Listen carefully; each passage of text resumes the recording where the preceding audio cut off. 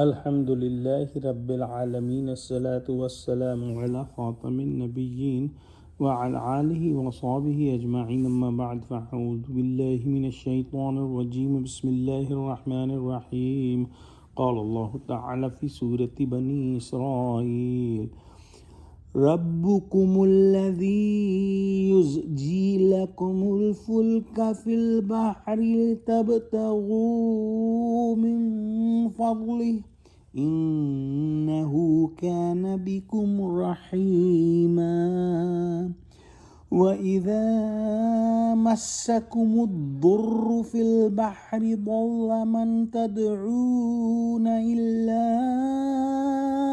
إياه فلما نجاكم إلى البر أعرضتم وكان الإنسان كفورا.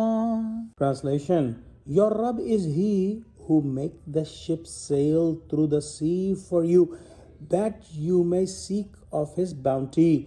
Indeed, He is ever merciful towards you. And when calamity touches you on the sea, all unto whom you call are lost except Him alone.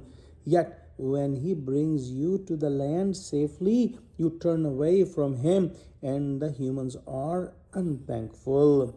In these ayahs, Allah subhanahu wa ta'ala has mentioned an important concept. Allah subhanahu wa ta'ala has given an example of His divine craftsmanship. He has created the laws of nature and the resources by which mankind builds vessels and ships.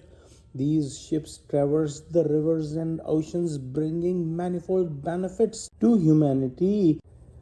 Through them, people not only earn livelihoods by fishing but also transport goods from one place to another, and they may experience the bounty of Allah subhanahu wa ta'ala. The trade has been long dependent on the transport of goods from one place to another through the oceans. Allah subhanahu wa ta'ala is immensely gracious to mankind.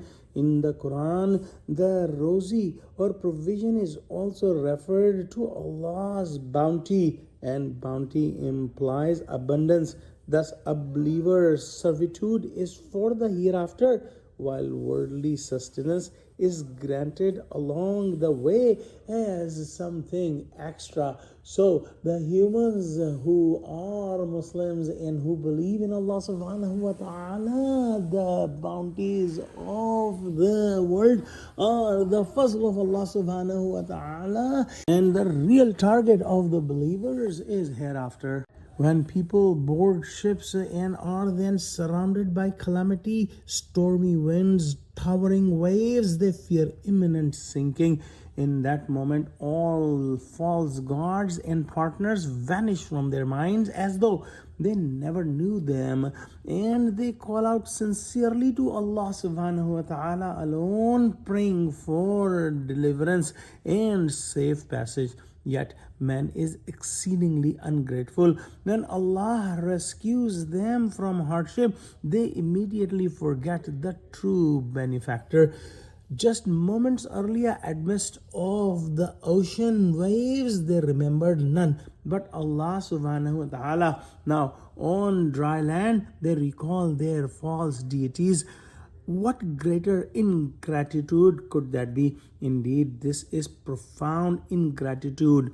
In truth, man is truly ungrateful. We pray that Allah subhanahu wa ta'ala may include us among His thankful slaves. O Allah, make us firm, true Muslims. Grant us the company of sincere believers.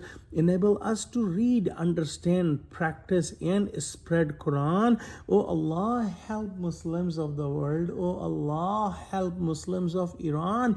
Ya Allah, save the Muslims of Iran from the tyranny of the tyrants. Oh Allah, help Muslims of Palestine. Oh Allah, help Muslims of Kashmir and Yemen and wherever Muslims are in difficult times. Allah, help Muslims. Oh Allah, unite Muslims so that the one Muslim can feel the pain of other Muslims. Ameen. Wa akhiru da'wana alhamdulillahi rabbil alameen. Wassalamu alaikum wa rahmatullahi wa barakatuhu.